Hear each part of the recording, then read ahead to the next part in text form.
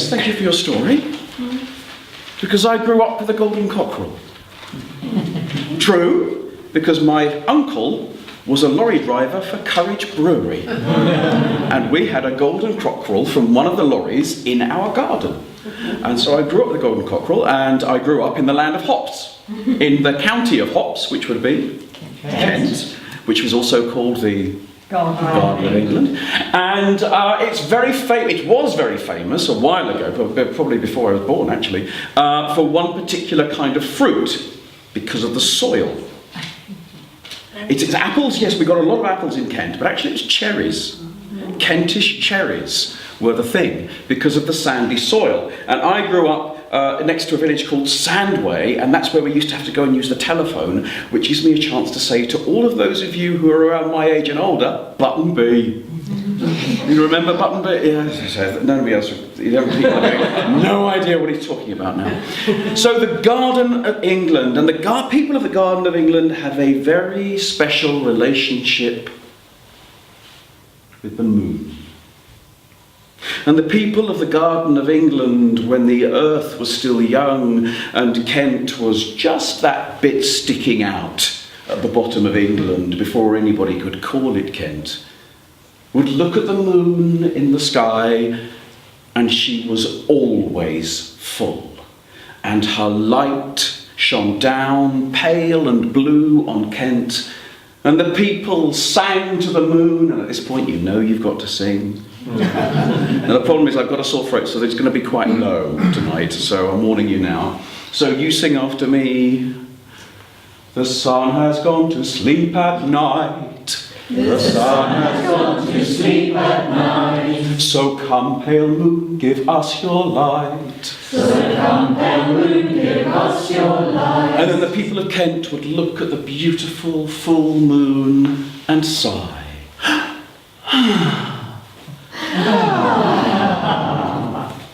So everybody loved the moon, and they looked forward to night time so that they could bathe in her pale blue light. Everybody loved the moon except for the sun. The sun was jealous. The sun was up in the day, giving his strong golden light, giving heat and warmth, and yet the people of Kent would insist on looking up at the moon and singing, the sun has gone to sleep at night. The sun has gone to sleep at night. So come, pale moon, give us your light. So come, pale moon, give us your light. And if that wasn't bad enough, they'd then sigh.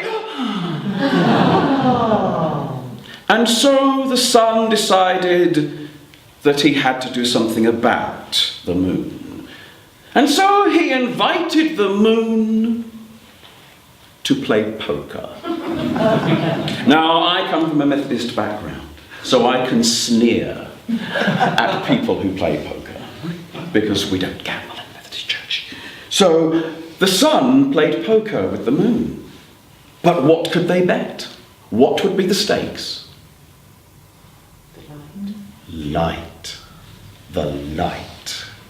Now, if you were to play poker, would you think that the sun would be a trustworthy adversary? No, because the sun is so bright, the sun can hide cards wherever he wants. And so the sun gathered some of the moon's light from her, and then gathered some more, and then gathered more and more, until there was no light of the moon left. And the sun took the light and hid it where no one would find it. At the end of the next day, the sun went down, and the people of Kent sang, the sun has gone to sleep at night. The sun has gone to sleep at night. So come, pale moon, give us your light. So come, pale moon, give us your light.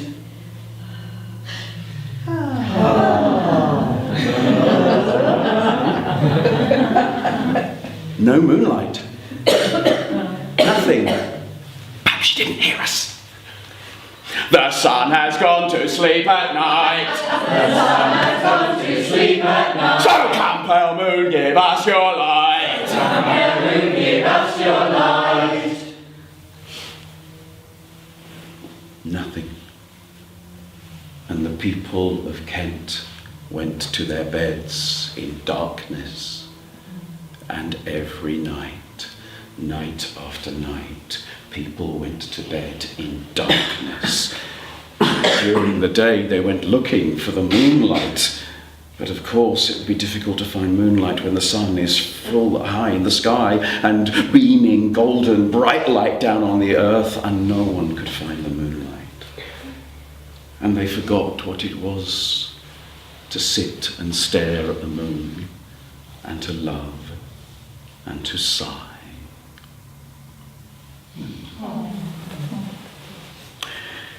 What's Kent famous for? Cherries. Let's take you to a cherry orchard near Sandway in the middle of Kent on the sandy earth. And in the orchard, the beetles are doing their work. Well, when I say doing their work, they're eating. Eating the farmer's crop of cherries. One beetle is nibbling through one of the cherries. Nibble, nibble, nibble, nibble, nibble, nibble, nibble, nibble.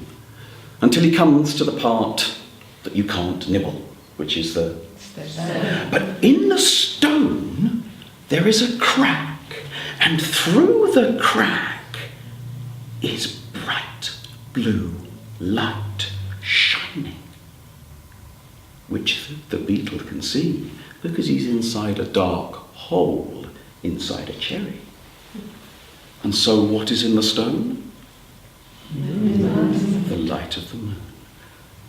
And so the beetle worked hard at cracking open the stone.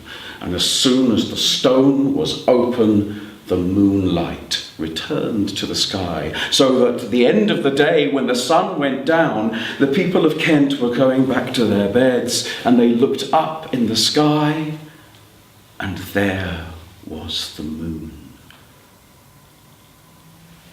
It's a beautiful night tonight. So when you looked at the moon, did anybody look at the moon on the way in? Yes. Yeah, what shape was it? What's it about? Almost full, isn't it? It's gibbous at the moment, isn't it? So it's not quite full. So, and sometimes, last week, I was actually telling this story, this time, last week, in a yurt, to some children who were about to go to bed, and it was a beautiful crescent moon that night. And so we could talk about, why is it a crescent moon? Why is it a gibbous moon? Well, of course, the moon had to give the beetle a reward for helping her. So she gave him some of her light.